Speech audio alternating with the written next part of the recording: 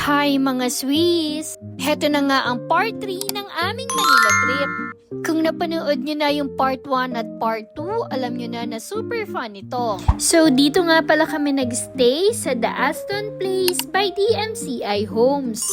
Grabe mga Swiss, sa lobby pa lang ang ganda na agad. Ang lawak, ang linis at ang fresh ng vibes. Speaking of fresh, parang kami lang, o diba?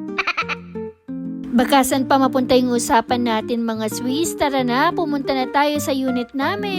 Yung nakuha pala namin ay located siya sa 44th floor. Grabe, sobrang taas, diba? Pero napakaganda ng view. Anyway mga Swiss, yung mga iba pala namin kasama, nauna na silang pumunta dito. Pagdating namin, ayun, kanya-kanyang hilata na kasi yung mga kasama namin mostly galing pa ng work, walang tulog, kaya hindi na sumama sa SM North EDSA kanina. So, heto na yung condo tour time mga Swiss.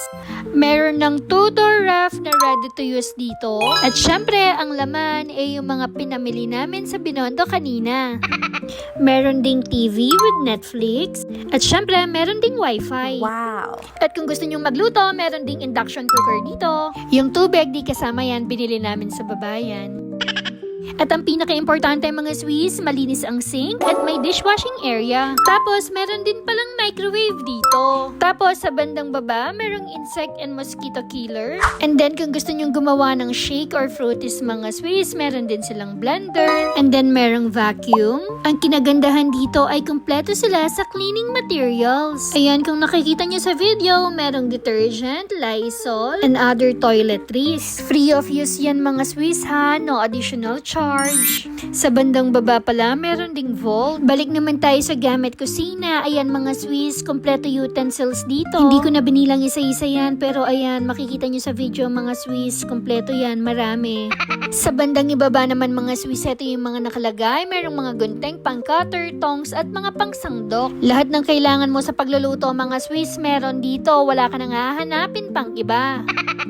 Ayan, sa pinakababang part naman, nandito yung mga kaserola at mga kawali. Bili ka na lang ng ingredients mo mga Swiss, makakapagluto ka na. And then, heto nga pala yung room, yung table. Ayan, yung table pala dito is good for maramihan siya. Nafo-fold lang siya, kaya ganyan. Ayan, mag-room tour pa rin tayo kahit kalat-kalat yung mga kasama ko dito. Excuse me po. By the way mga Swiss, kung kulang yung mga dala mong damit, ayan, pwede ka rin maglaba dito. Meron silang automatic washing machine. Wow! Dito naman tayo sa kabilang side mga Swiss. Isa lang din yung CR dito, pero grabe, napakalinis at napakalaki ng CR nila.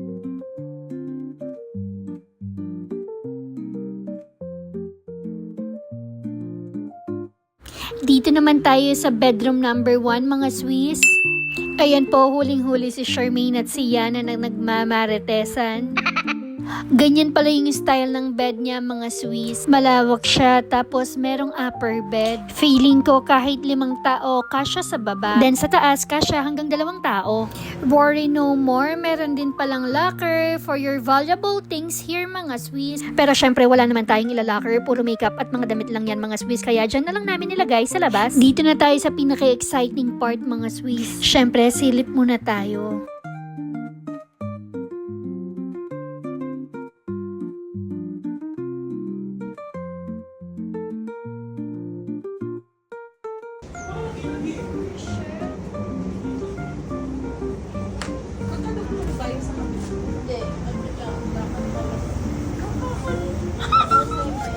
Okay na.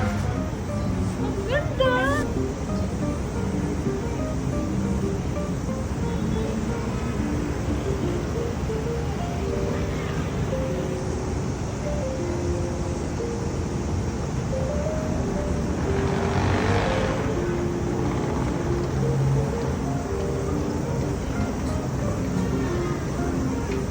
After naming mag-house tour mga Swiss, ayan, nagchika-chika lang kami dyan while waiting at nagpapahinga din kami. Then afterwards, lalabas kami para kumain ng dinner. 2 unit nga pala yung binook namin kasi nasa mga 10 to 11 persons kami. Sa Airbnb nga din pala binook ng kasama namin to. Nasa kulang-kulang na 600 pesos per head yung binayad namin. Ayun lang, see you sa part 4. Bye!